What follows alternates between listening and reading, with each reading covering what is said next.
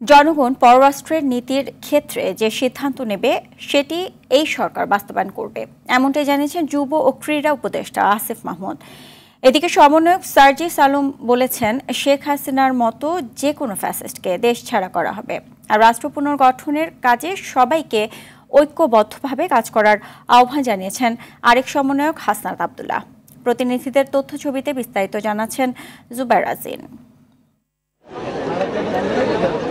Comilla town hall মাঠে জুলাই অভ্যুত্থানের শহীদদের স্পিরিটকে ধারণ করে দুর্নীতি, চাঁদাবাজি ও সন্ত্রাসমুক্ত বাংলাদেশ পুনর্গঠন ও রাষ্ট্র সংস্কারের লক্ষ্যে মতবিনিময় সভা হয়। এতে প্রধান অতিথি ছিলেন যুব ও ক্রীড়া উপদেষ্টা আসিফ মাহমুদ। অনুষ্ঠানে তিনি বলেন, জনগণ পররাষ্ট্র নীতির ক্ষেত্রে যে সিদ্ধান্ত দেবে সেটি এই সরকার বাস্তবায়ন করবে। এতদিন ভারত এদেশে শুধু একটি সরকার, একটি দলের সাথে কথা বলতো, সেটি হচ্ছে আওয়ামী লীগ। এখন আর সেই সুযোগ নেই। এখন কথা বলতে হবে দেশের জনগণের সাথে।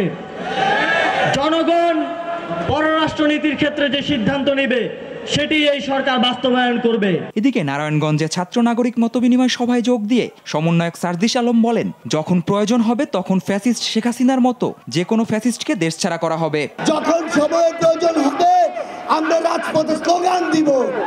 যখন সময়ের প্রয়োজন হবে মা বাবাকে বলে জীবন বাজি রেখে রাস্তায় নেমে পড়ব।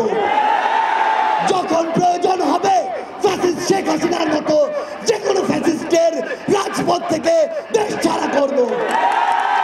রাঙামাটিতে ছাত্র সমাবেশে যোগ দিয়ে আরেক সমন্বয়ক হাসনাত আব্দুল্লাহ বলেন, রাষ্ট্র পুনর্গঠনের কাজে সবাইকে ঐক্যবদ্ধভাবে কাজ করতে হবে। ক্ষমতা আমাদেরকে টানিনি, অর্থ আমাদেরকে টানিনি, আমাদেরকে টেনেছে মুক্তি এবং জনগণের স্বাধীনতা।